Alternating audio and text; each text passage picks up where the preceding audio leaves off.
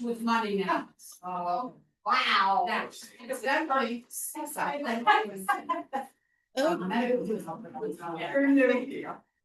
Okay, good morning, everyone. Good morning. So we're going to look at this. We're going to look at the sacred history Psalms this morning. It's fine. Yeah. We're at the sacred history Psalms, but we're not going to use one of those to open and pray with. Instead, we're going to pray with Psalm 71, which is your handout. Okay. Sort of pray it slowly. I'm gonna say it slowly and sort of more meditatively. Look at the words that are bolded as we go through it. And see what you pick out, if what pattern you see there, if any. And I'm going to ask what sort of strikes you this morning, which bolded phrase strikes you. So let's start by praying. Psalm 71. In you, O Lord, I take refuge. Let me never be put to shame. For you, O Lord, are my hope, my trust, O Lord, from my youth. Upon you I have learned from my birth. It was you who took me from my mother's womb. My mouth is filled with your praise and with your glory all day long. My mouth will tell of your righteous acts, of your deeds of salvation all day long.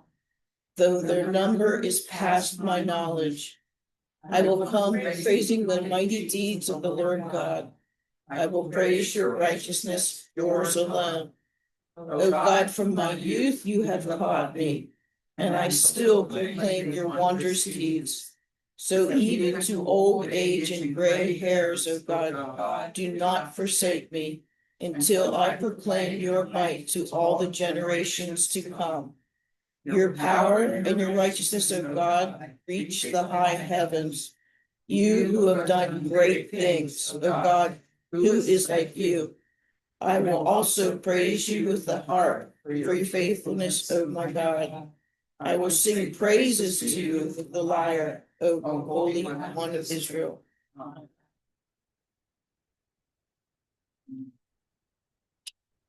Sort of reflect a moment and which of the bolded or anything else really in that psalm that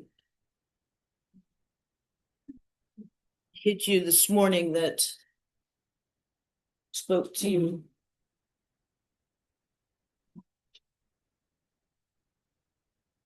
Well, even old and age granted. Okay. Yeah, yeah.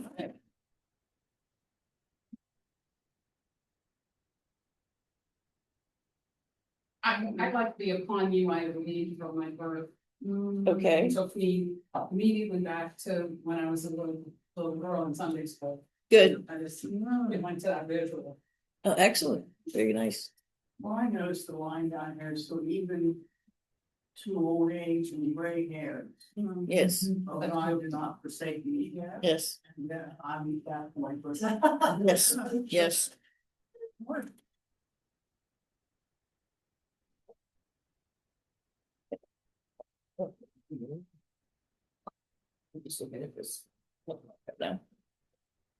I'm struck by this Psalms, lifelong devotion by the person writing and by God's lifelong righteous acts and deeds. Okay. It's like they're holding hands with each other. Right. You know? Yeah.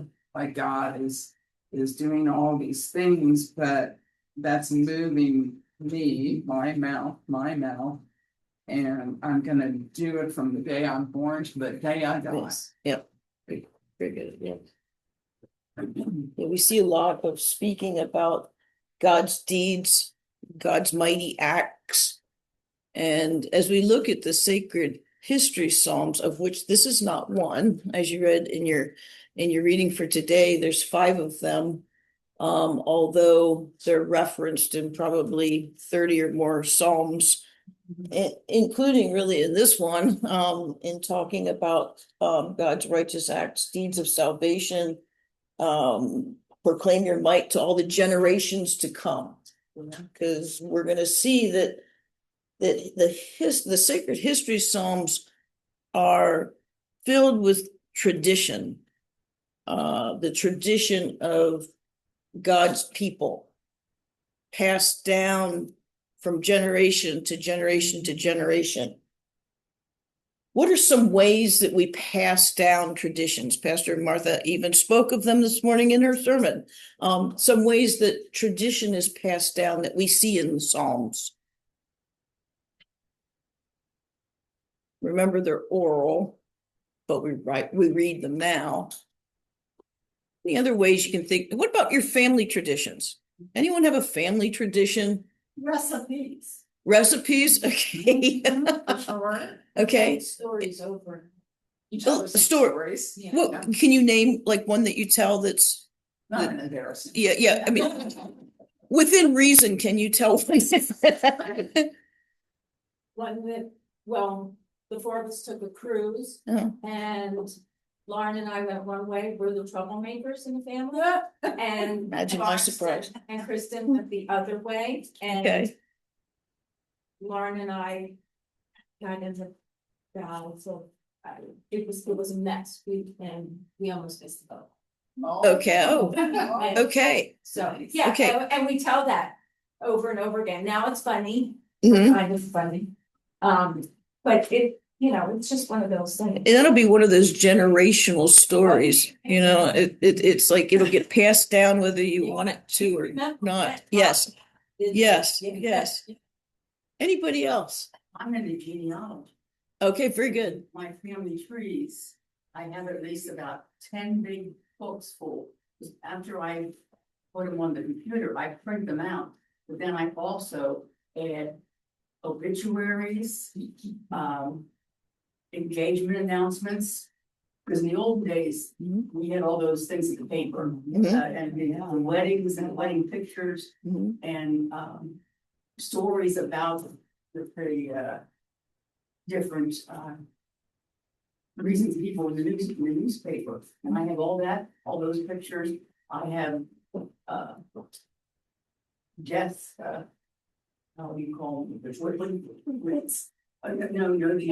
The official death certificates. Oh, Certificates, yes, certificates. Wow. I've saved Okay. those. Mhm. I have all of it in books, so certainly the history That's way awesome. back to Yeah. colonial times. If Wow. anybody, some That is- of our families. Yes. would go with the German branch of our families, the Germans you keep track of, but my Scotch Irish people. I'm not too far back with those or because of their way of life of traveling. It's harder They were to follow. Presbyterians, but lots of times they didn't want it to be known they were Presbyterians. Yeah. Old photo albums. Okay. Yeah. Photo albums. And then the stories that go along with all Oh, of yeah. this. Yeah. It's really, Yeah. and some of ours are singed by fire that bring the house down, they say. Oh. So there's some really neat things from my families. Good. Good. Thank you. But I just reread something, I read the story, the third of kids these days don't know the actual names of their grandparents. Yeah. Wow. And I asked my daughter, and she couldn't come up with the ones that are called Granny and Grandpa. And she couldn't come- it was late at night, but she would have, but it's like how often you didn't know my aunt's couldn't recall our aunt's middle name that she recently passed, so like put it in the obituary. Yeah. The granddaughter didn't put it in. Yeah. So, like those types of things, Yeah. the oral tradition we've lost we've lost something. Right. People used to live in the same area, and that's Sure. what happened. And a lot of families don't have family reunions anymore, Right. you know? But the connections with the internet allow. Oh, them to yeah, so much. We were at Ocean City, New Jersey. It's, you put the date on the calendar and everybody comes. And the picture on the beach is like about 30, I don't know, and probably some random kids came. But,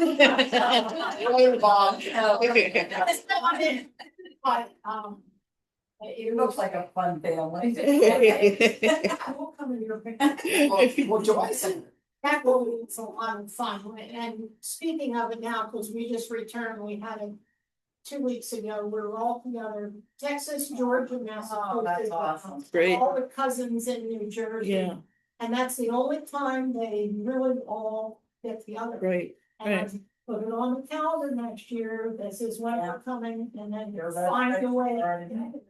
And it really is, it's just a lot of fun. So with this random picture, Mhm. little Jesus. That's good. Nice, nice. Very He good. probably randomly showed up too. So Joy, that's a good, because years from now, you're gonna be looking at this, you're like, what's some Jesus? Yeah, exactly. It's about. That's exactly And then right. tell us, yeah, that's, I think email and Facebook is helping, because I go on Facebook all the time and have been printing out relatives of mine, that they're really like the grandchildren of my cousins, which I don't get to see, but I print them out and put them in the book. But also I noticed that my son, he's constantly communicating with all of his high school graduates. Oh, it's They- very good. so I see my graduates once a year, Right. yeah. you know, but they keep track of each other when they travel and everything as to where they are. And he even visits people in different states if he happens to be there. And I think it's helping a little bit. Good. Uh, So, yeah. so when we think, How she's. Right. How they communicate about their get together at the store. right, My family all went to the store, yesterday morning. oh, yeah. I still. Yeah. I sold my condo, I don't need to go to the shore anymore, that's. So when you think about these family traditions and stories, when you think about them and the photo albums and the genealogies, you know, and the times together when everyone, why is that important to you? Why is that important to your family? Okay. Connection, okay? What else? What why is that why would you're going to share, like Robin's story is going to get shared through the ages, whether she wants it to be shared or not. You know, your genealogy that hopefully passes down, the same with the photo albums and all these other stories. You know, why is it important from generation to generation? Why do you think that that kind of thing tends to stay in a family? Because Jesus was a people person, Okay, and we should be people persons, okay, more important than anything else. okay, I think people wanna know where they have come from. okay, very good, okay, Right. Those at the bias, yeah, What's this life all about? see the Jewish people. Right. Are in the genealogy. right. Big time. Right, and we're gonna look at some things today, I think, that is gonna sort of bring the tradition theme back to us over and over again. The importance of passing down things from generation to generation to almost like to self-identify as a member of that group, as a child of God, as a member of that group, as the Israelites traveling through the desert and reaching after exile and reaching back to the land of Canaan. It's like these were oral traditions that were spoken of from generation to generation to sort of to keep continuity, to keep cohesiveness, to keep the story straight. All of those things that were so important to them. That also, Yeah, go it's a method of learning and teaching. Yes. Right? I mean, Mhm. so, Mm-hmm. right back then, I mean, they had some schools like in synagogues, but not everybody got to go to that, so. Mhm. It's just a method of learning, like even with broadens the story of, you know, oh, we got lost or whatever, that's something people learn from, right? Say, oh, you know, don't, right, don't do it. I mean, you know, I tell my kids stories of things that went wrong when I was growing up so that they hopefully don't do it, you know, and it doesn't always work that way. But it is a method of learning. Right, very good, yeah, But very it's good. good that you say that because one person's story, like I had 3 sisters, he's locked down all the time. Oh, there it is. Yeah. And her story might be a little different than mine, you know, she'll put her slam, no, that didn't happen that way. Okay. Yes, That was not. yeah. Checks and balances, you need to kind of. yes, yeah, that's, Who's telling the story? yeah, that's interesting, because my dad was one of 11. Big Mennonite family. And I used to love, now, they're all gone now but one. I used to love when we'd get together at family reunions every summer. And the boys, especially the 7 boys, would start trading stories, some of which I will not share. But you would hear them, right? And it would be like, it gave me a feeling of like, oh, this is a group I understand better now. This is a group, now they spoke a lot, especially when they got together in Pennsylvania German, Pennsylvania Dutch. It's like, okay, so I'm picking up my dad's was Mennonite, my mom was Lutheran, so it's like, yeah. Yes, it was an interesting combination and made for some controversy when they got married, believe it or not. But then my dad, well, it got even worse because my dad then became a Lutheran when my brother and I were baptized. Wow. So that created more of a rift in the family, but they would fight it. Benners tend to fight in the open and get it over with and move on, plus or minus. But I would hear stories of the brothers would tell each other and would tell about each other. And every year it was a little bit different. It's like this fish that kept getting, you know, bigger every year. But it was important to me in feeling like a part of a group that had history, a group that went back way beyond me. And I love genealogy also, and have traced that side of my family back to the mid 1700s when they emigrated here from what's now Austria because of religious persecution over there. And that makes me feel like I'm part of something bigger than. Okay. So good. I mean, those are all, and we're gonna look at that. We're gonna see that in the Psalms that well, everybody turn to Psalm 78. And we're gonna do the first part of that psalm we're gonna look at together.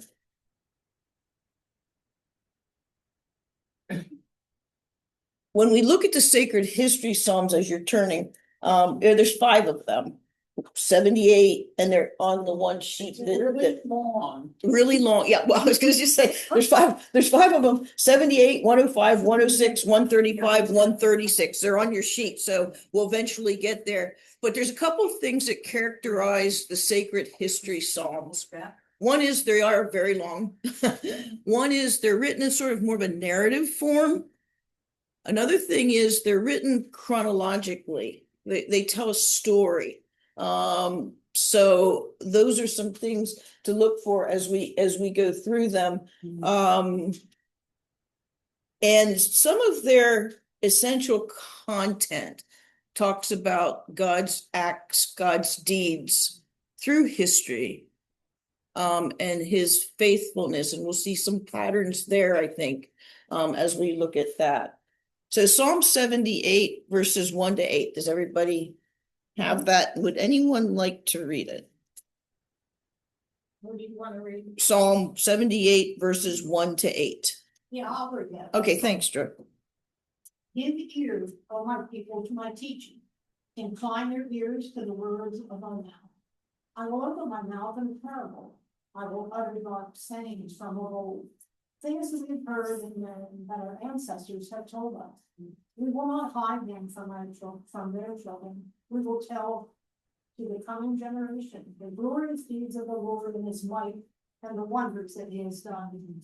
He has established a decree in Jacob and appointed a law in Israel, which he commanded our ancestors to teach to their children, that the next generation might know them, the children yet unborn, and rise up and tell them to their children, so that they should set their hope in God and not forget the works of God, but keep his commandments.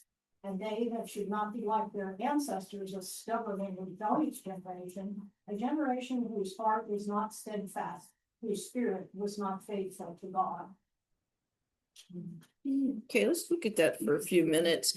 This is almost considered like almost a prologue, you know, like an introduction, a prologue prologue to a book basically tells you like what's the purpose of the book, what the general contents are going to be, maybe what the author expects the reader to get out of the book, at least what they hope they get out of the book.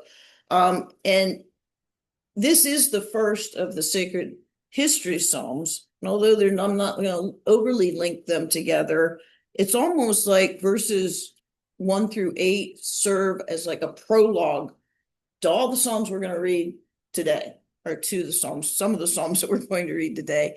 And what does it tell us? If we look at these first 8 verses, what do you see in those first 8 verses that tell you maybe what's going to be the purpose of the rest of this Psalm, of some of the Psalms that we're going to look at? What's the purpose? What do you see as generations together?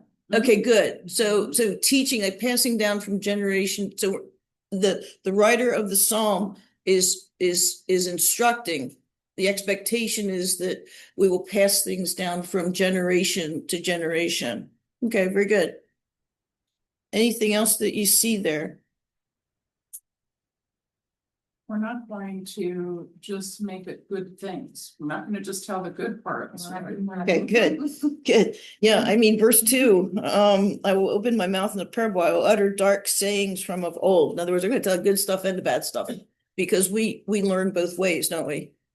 So, and yeah, hopefully, because you go down to verse 8 and it's like, don't be like the stubborn and rebellious generation that I had to punish and correct, right? So it's a reminder that the good and the bad inform us and create who we are, really. In my Bible, at verse Sure. 2, they have a star to the left of it. I was always the understanding that a star meant it was sort of something that God was saying. Would that make sense? In verse, number 2 is a star. it's interesting. I'm sorry, This was my. you was Storage unit. I'm not familiar with this Bible. It was a large print that I bought for my dad for his 100 years. So I'm just like looking at it, just like, oh, this is kind of. I think another it's interesting, because I think another thing that can mean is that's sort of a difficult phrasing to translate. So there might be some alternate, if you have a different translation, you might have some alternate words that are used in a different translation. You know, in my study Bible, it talks about, well, it mentions that, like we said, saying some of the things that are difficult to hear. But I've seen other translations, and I didn't bring them along for this verse. I apologize. That do say that a little bit differently. So sometimes when the meaning's not clear, I think maybe they mark that too. I'm not sure. I'd have to look at what. It's the King James version, whatever. But Okay. The red is Jesus. It's always, see, the red is Jesus. Right. But But in this one, it says prophecies of the Messiah are marked by a star in the margin of the side. Interesting. Okay, so is that King James? I think it's. Is yours? mine's King James. Is yours King James? So I noticed that New King. Yeah. Okay. Well, I don't know. Well, you know what's interesting, because we talked about the Psalms not being books of prophecy, you know, but I'll come back to that in a second, because I have a but to that. We talked about the Psalms not being a book of prophecy, but yet remembering that in Jesus' time, they knew the Psalms. The Psalms was ingrained in them from the time they were like little ones growing up, they heard the stories and the Psalms and they sang them and they repeated them and heard them recited over and over and over again. One reference that I think that star might mean is that's actually quoted in Matthew 13, verse 35. So it may be referring forward to something that's quoted in the New Testament. I hesitate to use the same that they said prophecy. I believe that it was used in Matthew because Matthew knew Psalms and quoted that. Well, see, I have another star here in Psalm 72, verse 10. The kings of Tarshish and of the Alps shall bring presents. The kings of Sheba and Seba shall offer gifts. This is in Psalm of Solomon. So that's a prophecy Okay. of the three wise men. Okay. Because when I went to Matthew, see, I decided to figure out some of these, because this Bible, Uh-huh.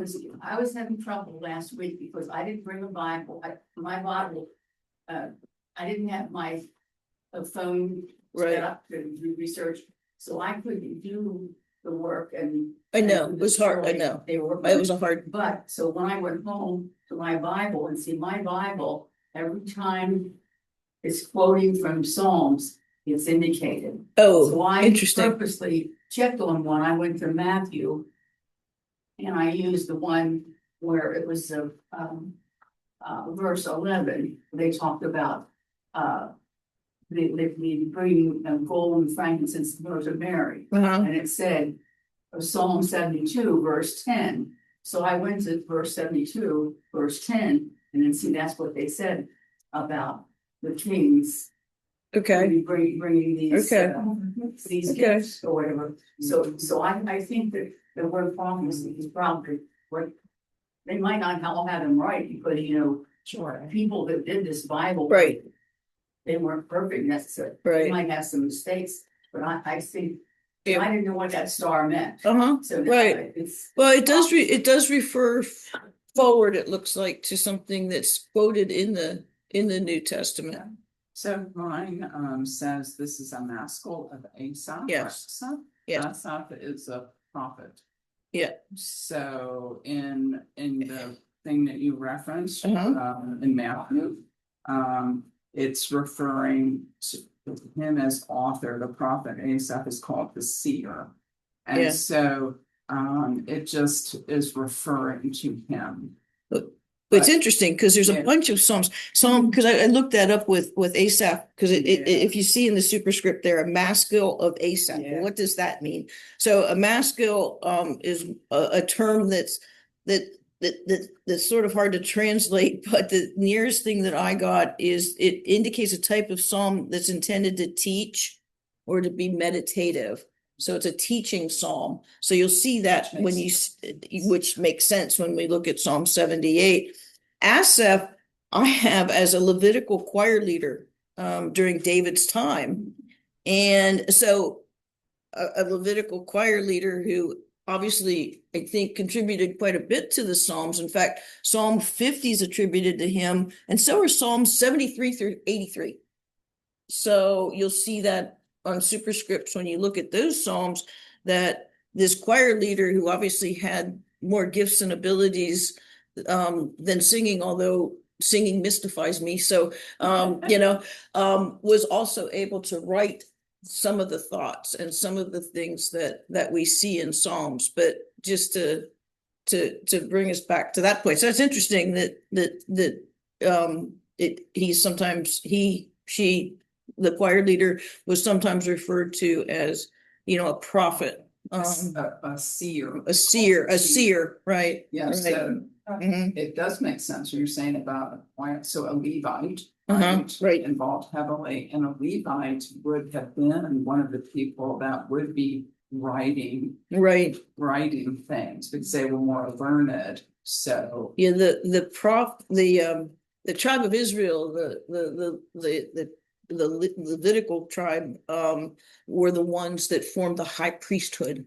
So they were probably were the more learned or more able to write, read, study, that kind of thing. Okay, anything else? Go ahead, Joy. When it says, I will utter dark sayings from of old. Yes. What are the dark sayings? I'm not, I don't. understand. Okay, so I did write down, I thought, I forgot that I'd written this down. In other translations, some things they say are bringing to light the riddles, bringing to light the mistakes from history, pointing out the mistakes of history. I looked at different versions, but referring back like to what we said, like the good and the bad, to learn from both the good and the examples of the not so good or the disobedient. Okay. Thanks. Okay, great. So I want you to, I'm going to divide you guys into some groups because I want you to look that you need this page of your handout. Okay, the one that looks like this. Okay, we're not going to do every one, so don't panic. Because we're not going to be here till 3 o'clock because it would take that long. Okay, so but let's see, 1, 2, 3, 4, 5, 6, 7, 8, 9, 10, 11, 12. Great. So 4 groups of 3. Group 1, stay in Psalm 78, but I want you to go from verse 12 to verse 39. Got it? Verse 12 to verse 39. And I want you to fill out as much of the sheet as reasonable. You can see there's questions that's going to ask you about that. Okay, that's. See that. See what does it say at the top? I'm sorry? Oh, it says 5 sacred history psalms. No, right here. Got it? Okay. Okay, so those the first 3 are going to be, they're going to be or Psalm 78 verses 12 to 39. The next 3, you guys are going to be still in Psalm 78, but I'm going to have you look at just 40 to 72, verses 40 to 72. Okay, the group in the corner, I want you to look at 135, Psalm 135, all of it. 135, okay. Okay, the last group of 3, I want you to look at Psalm 136, all of it. Piece of cake. Let's take a few minutes.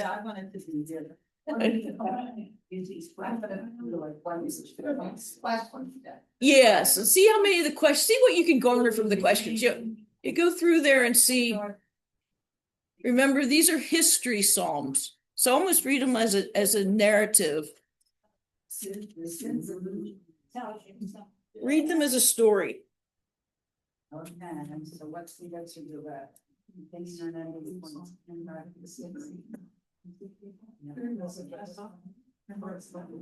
Large grade though. Sign is it something that they just sign her and the field of zone. What's the best? They might be just these one. Because it was starts with an C, right?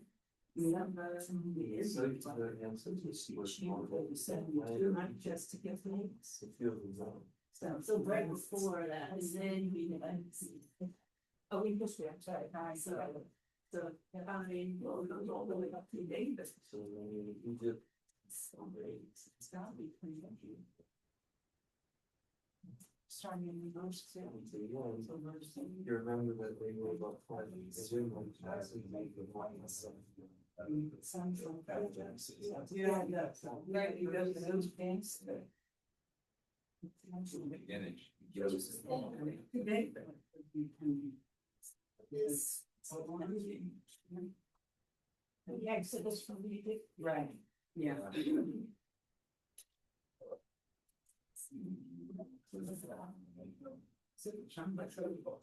Accident. Oh, mother, forever ago.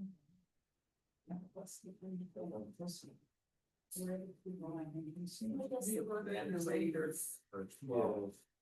Yeah, I think that's basically the take time, but all the case when he took over.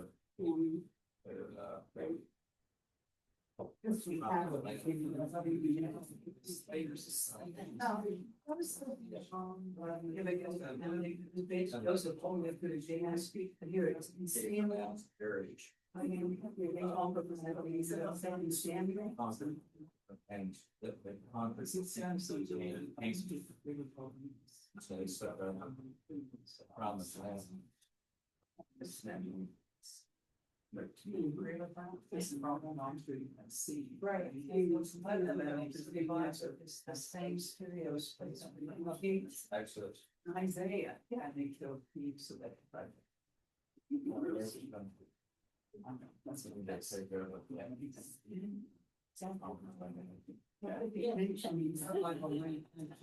We're easy, right?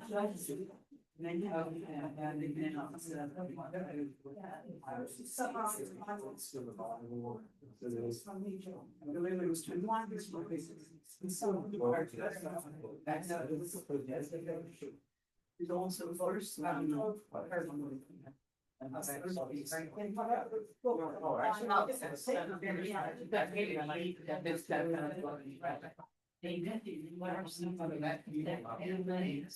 Paul Joseph, they were in together.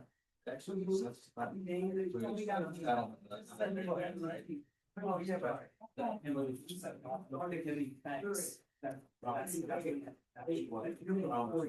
It goes all stories and well. If you started time with you, remember that then. Oh, but they spoke the first one. Yeah. He moved it. All the way into the school.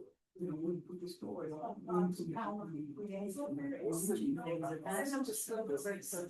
Numbers, there's.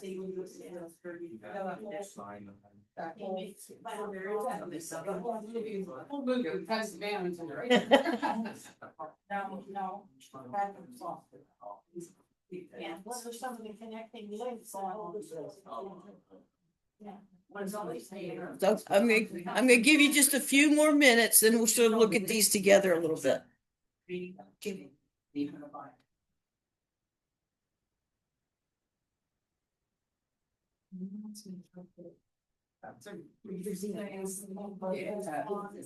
that we read about. Yeah. Like said, you don't do you have punishments of God? Punishments of God or consequences of angering God? Good point.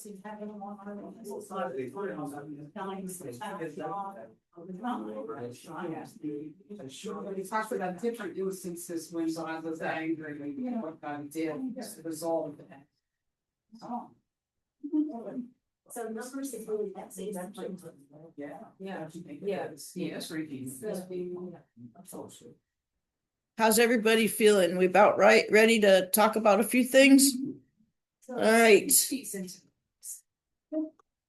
Our group one, tell in your words, what's the story of what you read in Psalm 78 verses 12 to 39? What was it talking about? What was if you read it as a narrative or a story, what story did it tell? It's about God helping the Israelites as they're making the journey out of Okay, Egypt. okay, all right, very good. So it's sort of a retelling of the Exodus story? Right. Okay. Of Moses. Okay, Inside. okay. Yeah. And where did it end in history there? It's in the wilderness, like. Okay. So we left them in the wilderness in your half of the psalm, okay, okay, okay. Anything else pop out to you? What other books of the Bible do you think would also talk about the same things? Well, numbers thing talks about the latent part of this transition. Yeah, And of course, that's numbers. Basically Deuteronomy would do that, yes, Exodus, of course, yeah, okay, all right, very good, very good. Do you see any connecting links?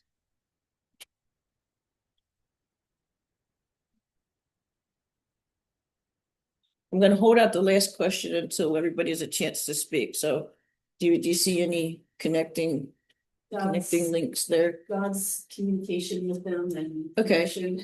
Okay, okay, very good, okay, Probably been leading them through, so. okay. Very good, How God was working in their life. okay, very good. All right, how about group two, Psalm 78, basically the rest of Psalm 78, what was that? God. That's us. That's you guys, yes, that's, He started out with when they were in Egypt. Right. And it all went all the way up to the time of David. oh, very good, very good, very good. It was overlap with what we. It was, wasn't it? Yes, yeah, it was almost like a retelling of the same thing in different words, just like Jesus in the sermon did not say, hey, I told you that. Go away. I already said that. Been there, done that. Next question, right? So this is a perfect example of that in the Old Testament, that we have a psalm here that tells the story of the Exodus twice. Oh, yeah. And then the second time, in the second part of the psalm, it does take us the whole way to David. So it completes the Exodus and takes us to David. Yeah, And that okay. next one,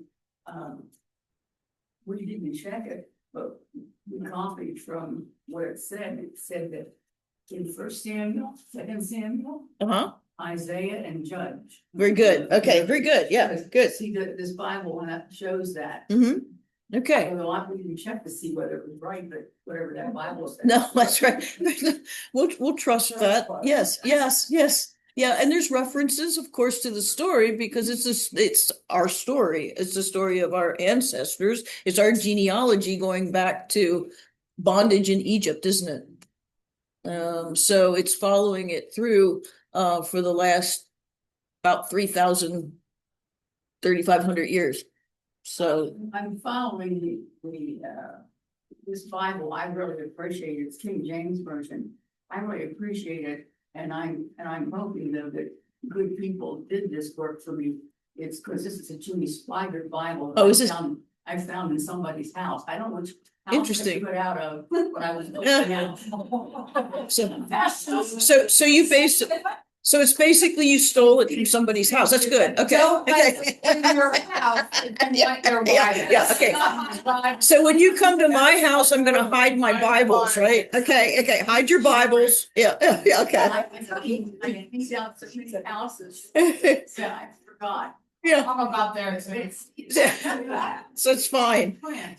And also, my mother had tapes, the King James version, so I could play Oh. tapes and then. Oh, that's nice. Print. Yes, yeah, But never mind, I'd like to invite you to my house. yeah. Hide your Bibles. Hide your Bible. Jen, I liked what you said early. I overheard what you said earlier. A lot of the verses were basically would. Moving the Ten Commandments. Yeah, right. Which is where like, it sounds like yours was maybe friendlier, and was like a communication thing, and then ours was more of what happens if you tick off God. Like, Okay, very good. Yeah, excellent. That's Excellent. the third one. Okay, good group, good group. Shirley. Oh, I'm sorry. Jennifer and Shirley picked up the anger part. Yeah, Of things not doing, making God angry or something, but I didn't. that's I'm okay. slow, I didn't get Well, that. no, we'll talk about sort of a pattern we see in all these history psalms, but I'm gonna save that to last, which is sort of like your last question on the page. Shirley, I'm thinking of him, trust and obey. trust and obey. Yeah, you can hear it playing in my head. Trust. Uh-huh, uh-huh. Yes, if only, right? If only we did that, right? And then I got out, it's like I always, there's a saying I heard one time, it's like, so far today, I've obeyed God's commands, and then I got up. Then I got out of bed.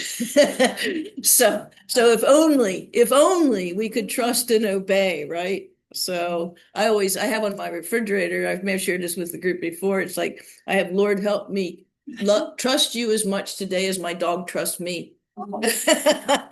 Right? Unconditionally, right? Without question. Yeah. So, All right, let's go to group, let's turn to Psalm 135, which our illustrious group is about to share with us.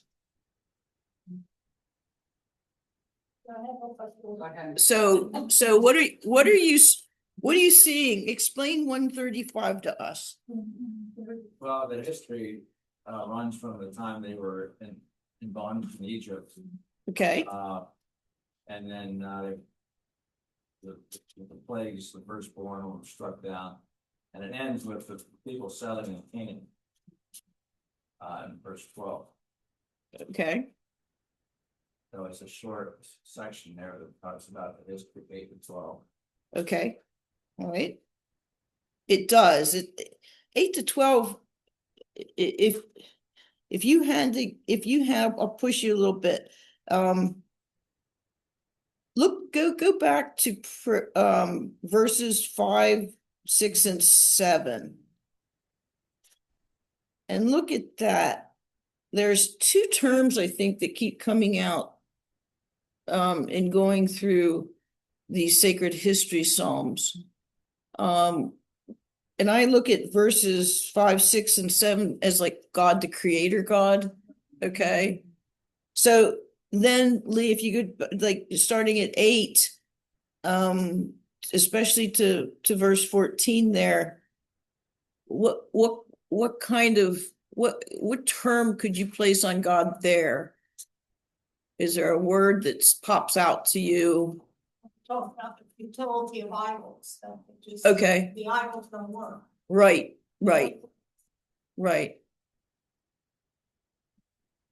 But God delivers his people, right? So I look at deliver. I see over and over again when, especially with the 3 that we are looking at today, well, but with all of them, really, you see God the creator is a big theme. God the deliverer is a huge theme. I mean, the whole Exodus story is God the deliverer. So what else did you see anything else there that struck you? Or the connecting links? Well, the power of creation was. Okay. A big connecting factor. Okay. Okay. We said it gets from the worship, steadfast faith, praise to God, and keep the faith on that was like. Okay. Yeah, I think this is an interesting song because it has, if we go back to, I don't want to go back to a literature or poetry lesson, but this is almost called like a sandwich psalm. If you look at verses 1 to 4, you have like a call to worship, basically. Praise the Lord, praise the name of the Lord, give praise, O servants of the Lord, you that stand in the house of the Lord, the courts. It's an opening to worship. And then they called a sandwich psalm because you sort of see that repeated starting verse 19, 20, 21. Again, O house of Israel, bless the Lord. O house of Aaron, bless the Lord. So it's I think this psalm's really interesting because you have the call to worship, and then you have the verses that talk about the creator God, and then you have the verses that talk about God and delivering, vindicating his people, right? And then you go into a short discussion, 4 verses on talking about idols. Remember, they came back to a land that already had people in it, right? I mean, they did not come back, and Canaan was not an open field that God delivered them back to. That he did not deliver them back to the land of Abraham and Sarah, and nothing happened there in the entire time they were in bondage in Egypt. So they came back and they had all these cultures, all these people, all these battles, with people who did live there. And this psalm, verses 15 to 18, talks about the idols, the lesser gods, that the people around them, and how much greater their God is, how God is God, and not to be given over to idol worship. Then it comes back at the very end to call back to worship, like a call back to worship at the very end of this psalm. So it's a really sort of really structured psalm, I thought, looking at that. All right, let's do Psalm 136. So just go on to the next one. And I'll ask the group what they saw, everything but the last question, because I'm going to talk about the last question as something that references all these psalms. Okay, good. Okay. Would you like to share them? So the ending and beginning points, beginning would be creation Okay, and the ending points promised land. okay, very good. Huh? What other books? We saw Genesis and Exodus. Mhm. Okay, Connecting links, the steadfast love endures forever, okay, giving thanks. yeah. And that was said 26 times, actually, in that psalm. Yeah, well, that's okay. Every other verse. Every other verse, exactly. Which is interesting. This, in the Jewish tradition, this Psalm 136 is called the Great Psalm of Praise. Because of the responsive verse that you have there for his steadfast love endures forever. I'll share something there if you don't mind. Go ahead, yeah, go ahead. So when people are getting close to death, pastors do this thing called commendation of the dying, if we have time and if the family wants it. And so there's a little back and forth refrain that we do with the family as we surround the person that's dying. And it's not this exact refrain, but it is that for God is good, God deliver, God bring us, God deliver your servant. So you just keep saying that, God deliver your servant, God deliver your servant. So there's something about this repetition. Yes. In and among a story that carries over even as we're done. That idea kind of what we've started repeating in our services. Yeah, yeah, Mhm. exactly, Mhm. right. Yeah. Mhm. Okay, very good, very good. So now if we look at the last question that everyone had, the essential meaning or significance of the story, and I heard some of it being discussed as the groups were talking, but there's sort of a commonality to the connections here in all of these psalms. You have God's great acts and deeds, okay? God the deliverer, God's great acts and deeds. Then you have the people rebelling, right? And then you have divine anger and punishment. It's part of all of these psalms and all of the history psalms. And then you have God's grace and forgiveness. So if anything, you can sort of read through every psalm, God's great acts and deeds, the rebellion of the people, which we know happens, happened and happens, God's divine anger and punishment, but his forgiveness, his welcoming back, redemption, right? Yeah. So I think that that you'll see in all of even the two that we did not look at. You'll see that. The theme that goes all the time, God forgives and then the people will mess up. And so, oh, sorry, we did it. It's almost the story of the Bible, isn't it? Definitely, and definitely, it's for sure. Mhm. That's- Mhm. That's a story of parents with their children. Mhm. God is the divine now. Okay. I don't know this. Now I know we're past time. We got started a little bit late. That's okay. So I wanted to make sure in the reading if you had any questions, and then we'll do something for closing here. In your reading, did anything come up and that you wanted to ask about?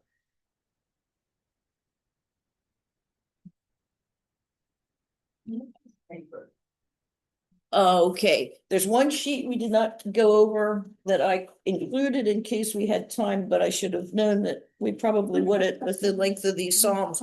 But the one that's God's wonders. Answers. Well, no, I'm gonna have you tell me the answers, maybe, not, you don't have to tell me, but tell yourself the answers to these. God's wondrous deeds in my world. So if we've looked today at the history Psalms, talking about God's acts, his gracious acts, his wondrous deeds. So maybe as part of one of your devotionals this week, you can take this sheet home, and it talks about in the history of the church, what were some of God's acts and deeds in the history of the church. What are some acts and deeds that you've seen in your own life? What are some acts and deeds of the gracious God that you've seen in the work in our church here?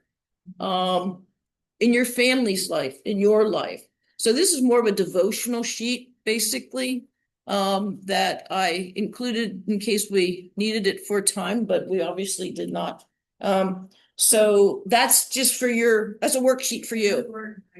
Our church, we could say building our church. Yeah, Yes. yeah. Oh, the community of saints I see it every week is a gracious act of God. All of you people are a gracious act of God for me. So, yeah, and all that who've preceded us. Yes.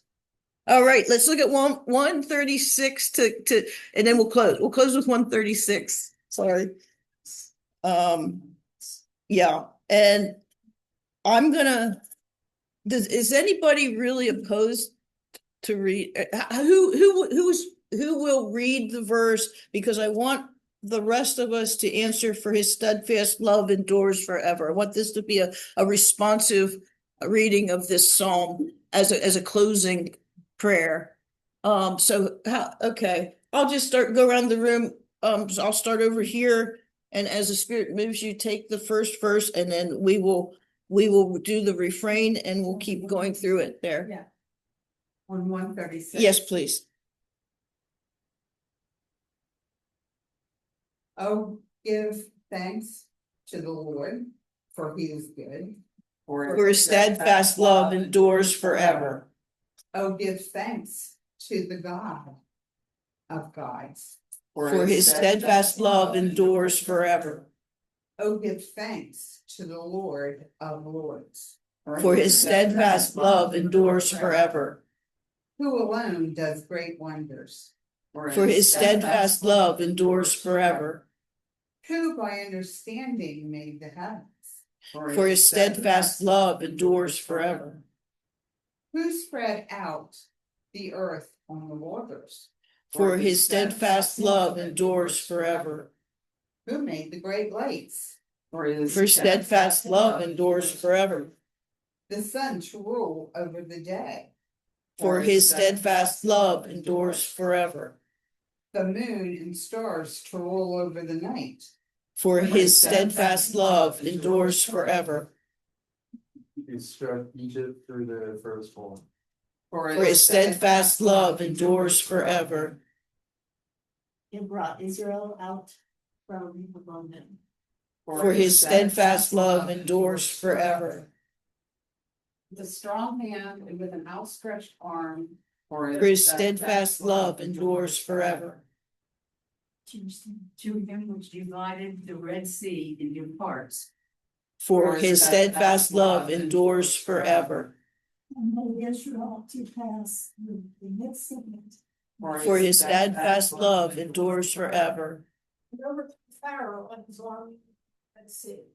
For his steadfast love endures forever. He led his people through the wilderness. For his steadfast love endures forever. To him who struck down great kings. For his steadfast love endures forever. And killed famous kings. For his steadfast love endures forever. Sihon, king of the Amorites, For his steadfast love endures forever. And Og, king of Bashan, for his steadfast love endures forever. And gave their land as a heritage, For his steadfast love endures forever. A heritage to his servant Israel, For his steadfast love endures forever. It is he who remembered us in our low estate For his steadfast love endures forever. and rescued us from our foes, For his steadfast love endures forever. who gives food to all flesh. For his steadfast love endures forever. Oh, give thanks to the God of heaven. For his steadfast love endures forever. Amen. Amen. You know, one quick note that I forgot to say, when that's 26 repetitions, right? One thing that's interesting is you're doing this for as a devotional. One thing that I do sometimes is every time I read the line, I emphasize a different word. For his steadfast love endures forever. For his steadfast love endures forever. For his steadfast love endures forever. And it gives a slight, for me, in fact, I just got goosebumps. It gives me a slightly different, awesome feeling of his majesty, basically. But just something that I use sometimes in my devotions. Thank you. Thank you.